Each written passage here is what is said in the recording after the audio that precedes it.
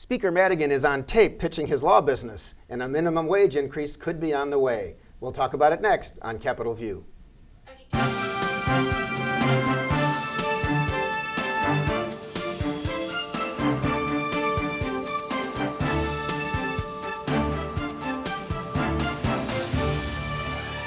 Welcome to Capitol View, the program where we talk about state issues, sometimes federal issues, and how they just might affect your life. I'm Bernie Schoenburg from the State Journal-Register. Legislature has been in town in the middle of a cold snap. Hopefully things are getting thawed. With me to talk about developments as they have been happening, Kent Redfield is back, Professor Emeritus of Political Science, University of Illinois Springfield. Welcome back, Kent. Good to be here. And Dave Dahl, State House reporter for WTAX Radio and some stations beyond. Welcome back, Dave. Thank you. So Speaker Mike Madigan, in an interesting story that broken by the Chicago Sun-Times, was caught in a 2014 conversation in his law office in Chicago where he was talking to a developer of a proposed hotel in the Chinatown area of Chicago, who was with an alderman from Chicago. And Speaker Madigan was just talking about how his law firm provides good service to building owners that want their taxes dealt with, taxes reduced. This is the business that he's been in. He didn't say you must do this for any reason, but give a little perspective on what this does to where we are with, Mike Madigan and Chicago politicians, and what does this mean, Kent Redfield? Well, it's within the context of the FBI raided the offices of a very powerful alderman in Chicago who's now been indicted, I believe. Ed Burke, yes, he was. And another alderman was wearing a wire and taping conversations, and he was wearing a wire because someone else wore a wire on him, and that someone else turned out to be someone who was associated with this developer who was trying to get a zoning improved. And so Alderman Solis brought this client to Speaker Madigan's law offices and said, apparently he told the client, you need somebody to represent you. Let's go talk to the Speaker of the House. And the Speaker of the House in the conversation talked about, this is what we charge clients, this is what we do. There was nothing in that conversation about quid pro quos or shakedowns or extortion. Right, it's not like you have to hire me. Yeah, he didn't say that. And although it would be, yeah. And after the fact, apparently out in a conversation that Madigan was not present at, Solis had told the developer and this other person that it was apparently a translator, that it would be helpful to do things for the speaker. So it's not a classic conflict of interest where someone is doing, taking an official action as a state legislator to do something. Is the speaker benefiting from Solis wanting to curry favor with him and push business in his direction? Certainly. And then here we are again with another politician arrested, more FBI tapes, and it's Blagojevich and Ryan, and it just so it's that bigger context. As we seem like we've been here before. Right, but nobody. In that room is arrested at this point. Yeah, Dave, you were there, I think, when the governor was asked what he thinks of this, Governor Pritzker, and he was basically like, "Let's see what happens. Let's let the FBI investigation play out." There are so many layers and so many ways to go with this. One thing that's noteworthy is the recording we're talking about is from 2014. And if they got that little bit from 2014, what else might they have and from when? And Alderman Solis was wearing a wire for a long time. Yeah, not in this case, though, because it was, as Kent said, it was an associate of the developer at that particular meeting. But everybody who knows Solis is, thinking, well, what did I say in front of him? He has upended the apple cart of the Chicago City Council because apparently he was wearing a wire and recording conversations for several months, almost a year. That is not fair play in that world. I mean, he's like a rat's rat. But you could say, well, the speaker happens to be an attorney, and he's trying to get business for his company. He's known as the rainmaker of the attorneys at Madigan and Getz and Danner, although the professor just said it wasn't a blatant conflict of interest.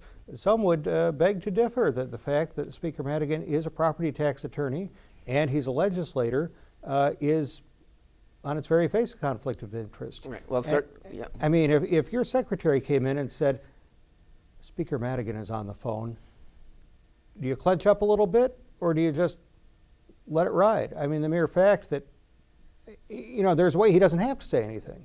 Well, and that's what will be tested over time, either in a legal forum or just in a public opinion forum. He did say, by the way, that he didn't say much that was caught on the tape from what we know, but the speaker said he wasn't interested in a quick killing, but a long-term relationship with this company. I think it was only like $3,000 or $3,500 a year as a retainer. So a law firm doesn't get rich on that, but it is a possible continuing thing. With a property tax, so he gets a piece of the savings. Yeah, right. Oh, that's true. If the property tax is reduced, it is also true that the hotel was never built, and that particular developer did not hire the Madigan and Getz and Danner. So. And the governor's remarks raised the issue. Well, maybe it's a conflict of interest for any legislator to have outside employment beyond, to be making money other than their salary. Or certainly if it involves anything that they're voting on in the legislature or acting on also.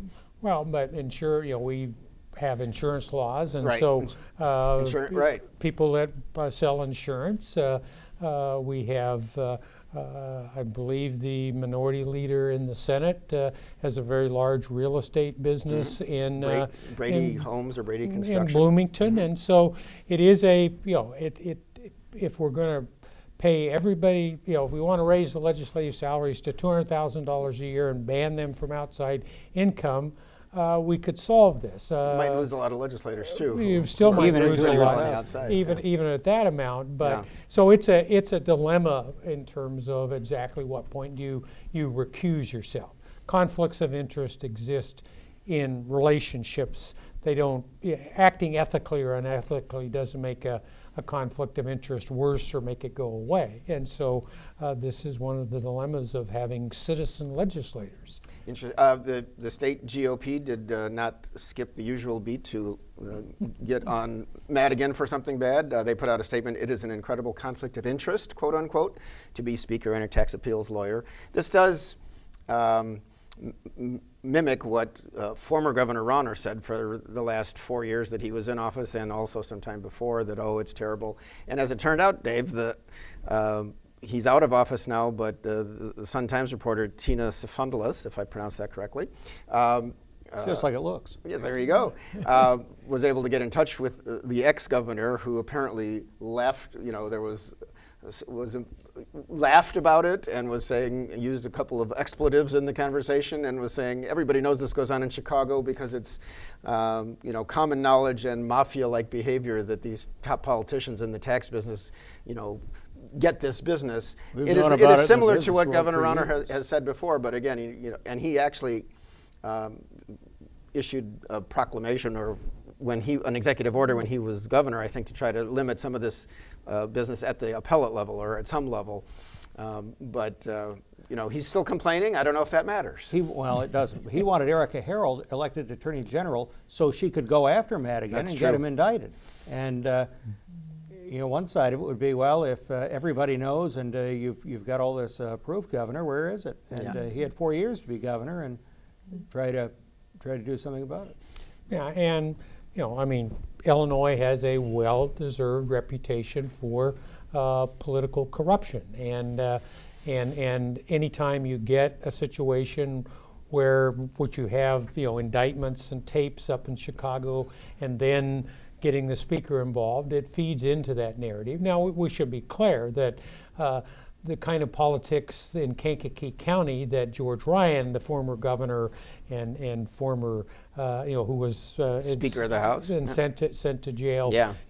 Are no different than the kind of politics people complain about at the Loop. And if you're old enough, you remember Paul Powell, the great Gray Fox of Vienna, which is a long way from the Chicago. Right, far loop. southern Illinois. Yeah. So who it- was found when he died? There were $800,000 in his shoebox Yeah. and other So carriers in his our office. and- political corruption and problems in Illinois are certainly not limited to the city boundaries of the city of Chicago. And to be fair to Speaker Madigan, he said he was not aware of any investigation targeting him, and a lawyer for him said that he didn't know he was taped, but wasn't worried about it because he did nothing wrong.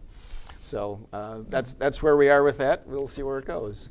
But it adds to the fodder, and I'm sure Governor Rauner would have been happy if this story came out a year ago when he was bashing Madigan regularly, and Madigan was saying, let's just be reasonable and move forward and move beyond the Rauner administration, which they did. So, speaking of the new administration, Governor J.B. Pritzker, the Democratic governor who easily defeated Governor Rauner by about 16 points, talked a lot about increasing the minimum wage. And Dave, I think you were at a committee hearing this week in the Senate. They heard from business groups, they heard from social service agencies, but there is a quick move to get a $15 minimum wage bill, not to move to $15 immediately from the $8.25, which it currently is in Illinois, but over a period of years to put into motion that level. And we'll see if that goes very quickly. What's it looking like? Well, the train's on the tracks, so to speak. The bill, they say, is not entirely together in terms of the details. It was a subject matter hearing, but they will get a bill together awfully quickly. And this and is the Senator Kimberly Lightford. Kimberly Lightford has been the one running it for years, and Governor Pritzker wants to sign it, around the time of the budget address, which is February 20th.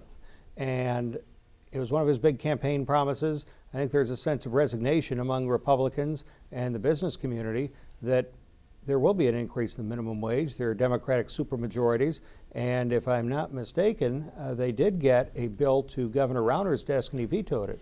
And so now they've changed governors, and they've got more Democrats than ever in both chambers. So it sounds like it's almost a fait accompli. Yeah. And it's good for the newspaper and radio industries. I don't know if Kent will feel much of an impact or not. Yeah. Well, we also have to see, there are clearly, Governor Pritzker said he was going to try to work with everybody, and yet if this goes through very quickly, it's going to look more like a Democratic thing. Republicans, I talked to one kind of known conservative member of the Senate who said, we are in such a minority, we can't stop this, but this is going to be bad for, this and that. Business groups have talked about things like a lower minimum wage for maybe teenagers, 16 to 18-year-olds, or a lower minimum wage in areas outside Chicago. Apparently some of the states that have gone to $15, already had $10 or $11 minimum wages, and ours is lower. Kent, do you think that we'll actually see compromise here? Because I know specifically, I remember Governor Pritzker during the campaign said, I don't think certain people in certain places should get paid less. So it would have to be a real big compromise for him to drop below $15 for anybody, at least, as this thing rolls out and over a period of years when they get to 15. Yeah, I think in terms of his base and him making this a promise and wanting to have a skin on the wall before he gets to the budget address, that we're going to get a bill that will get us to $15 eventually. There will be exemptions for small businesses, and they're fussing about whether that's 50 employees or... And when you say exemptions, maybe like a tax break, or as opposed to, I think they'll still have to pay 15 as the governor sees it, but they'll get a tax break. They'll get money back, yeah. and so there will be some attempt to on the margins, but I don't think they're going to be able to do anything that would get an endorsement from the Retail Merchants Association or anything like that. And so I think this is a done deal. And when you do this, then that gives you a little, then when you get to harder votes, you can, like the capital program, more difficult things to put together. You've satisfied your base. Now you can start to work out from there. So it's being done in a hurry. There's absolutely no question, and it's interesting that that's the way that that he wants to operate is boom, and he wants to have something in place. Right. And you mentioned the capital program, Dave. I don't think we've seen any specifics from the governor's office yet. Probably we're waiting to get closer to that I guess, combined State of the State and budget address this year on February 20th to see, does he want to raise the gasoline tax? Are there some other revenue sources that he's going to use to build the roads and bridges and other things, including buildings, possibly in Springfield? Well, if his style is that we find out quickly, then we'll find out quickly. But this minimum wage bill, I mean, it's Senate Bill 1. It's the first one. That's why they call it Senate Bill 1. Which is showing intent, that's true. Speaking also of the Capitol bill, and something certainly important to Springfield, State Senator Andy Manar introduced an idea, I think it's legislation this year, to put $50 million aside for Southern Illinois University to build some kind of a campus or facility in Springfield. There has been talk over the last couple of years, maybe SIU, which has had various problems in conflicts between their Carbondale campus and the Edwardsville campus, and they just changed, lost their president, and there's an interim. But talking about bringing a law school to Springfield, or perhaps a public policy institute, although the Paul Simon Institute is already in Carbondale and maybe an offshoot of that. But Senator Manar is basically saying, if we're going to do a capital plan and cities can get stuff, let's put in for $50 million for Springfield. He thinks it should be, I think, within a mile of the medical school, because SIU School of Medicine students there go 1 year to Carbondale and 3 years in Springfield, so their main campus is in Springfield. So he's thinking they could have a presence. There's also, right next to the governor, just north of the governor's mansion, is this giant square block. It's called the Y block because the former YWCA used to stand there. And it is vacant, and the city of Springfield owns it and has been trying to figure out what to do with it. The mayor of Springfield, Jim Langfelder, is certainly open to having an educational institution like something from SIU there. So this is just one of the ideas, and Manar says, let's get this money in the bill and let's get things moving so that we can quit talking about it and get something to bring people downtown and, perhaps a good program downtown. How likely is that in an era of a new capital bill? Well, I mean, when you do a capital bill, you want to spread money around. You want to do it on the basis of need, but you do want to, one of the reasons people will vote for funding a capital bill is they can go to their constituents and say, here are the things that we got out of it. Now, there are parts of this that are certainly problematic. Doing health-related things associated with SIU in Springfield is probably, there's probably not a lot of conflict in terms of that. Putting a law school in Springfield is always, the University of Illinois has shown no interest in moving a satellite law school to Springfield. From their one in Champaign. From their one in Champaign. Or Urbana, actually. Yeah. When you start to talk about other programs, then that starts to get problematic. University of Illinois Springfield has a large public affairs presence with a whole bunch of programs that educating students that are working for state government. So maybe there would be some competition between UIS, which also wants perhaps a downtown presence. And in this day and age of worrying about costs and duplications, when University of Illinois Springfield has a very healthy, robust public administration program, an accredited business school, a really good accounting, computer science, managed information. And the public affairs reporting program. And the public affairs reporting program. The Board of Higher Education is going to be, want to be looking for, are we duplicating things? Right. And Senator Manar was in fact quoted as saying, well, the Board of Higher Education is going to have to approve these things. And so there is, and then there's a question of what does this do for the bottom? This may help the SIU bottom line. It may not do much for the enrollment in Carbondale, which is really has been dropping in the major, the major problem. So higher ed is, and you're competing against, if you're starting a new facility in Springfield, then you're not doing deferred maintenance in Macomb at Western or in so this is a very complex issue. So if it's just law school and healthcare related, that probably makes sense. But when you start to go beyond that, you're going to get a pretty complex situation. We'll see where that goes. And it's always interesting when they get a big pot of money. If they get it, how they get it will be controversial because nobody wants to pay more in tax or fee. and then we'll see what He happens. sure likes spending it. Spending it is easy, but then you've got all these conflicting interests, which Give me I that think gold-painted Kent shovel. just got into. So Dave, you are everywhere, because you are also at the Emergency Operations Center of the Illinois Emergency Management Agency in Springfield. As the deep freeze was, the polar vortex was going to attack Springfield a day before it, Governor Pritzker had a press conference called a state of emergency, talked about the dangers of cold. It was an interesting Well, he had everybody lined up, didn't gubernatorial he? thing. There were about a dozen people with him, including somebody from the National Weather Service. It was Chris Miller, who actually, an interesting topic, says that since 2007 in Illinois, 700 people have died from exposure to cold, which is more than tornadoes, floods, heat, and lightning and severe storms combined had caused. Just getting the message out, this is dangerous, check on your neighbors, stay warm. If you drive, be careful. So it was it was an interesting opportunity. I don't know if it was overkill or not, but the governor was showing Dave that, he's in charge of the emergency operations. He cares about the people. I think probably a good move, early in his administration, just to say we care. He's on it. You don't want to be the governor who screwed up the polar vortex. You didn't want to be the mayor who messed up the snow removal in Chicago, and I'm not sure if that was supposed to be a swipe at Governor Rauner, but regardless, the new governor wanted to show, again, he's caring about what's going on.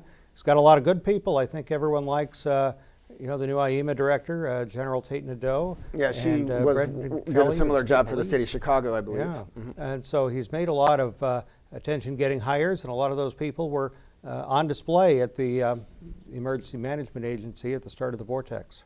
It's a very gubernatorial thing. Always good Yeah, politics. one of those other directors is John Sullivan, a former state senator from Yeah, he wasn't Rushville. there. He was, but he I'm was sure, not there. I'm sure he's quite prepared. No, I know, but another recent governor Lawmaker, appearance right. was with John Sullivan at I think it was later that day at the state fairgrounds to announce that the inaugural ball, or the inauguration in general with the $250 tickets, had raised money which was going to be split between Cabrini Green Legal Aid, which helps low-income individuals in Chicago, and the State Fair Foundation, which is going to help fix things. And the governor, I guess, presented a check or something to John Sullivan for $800,000.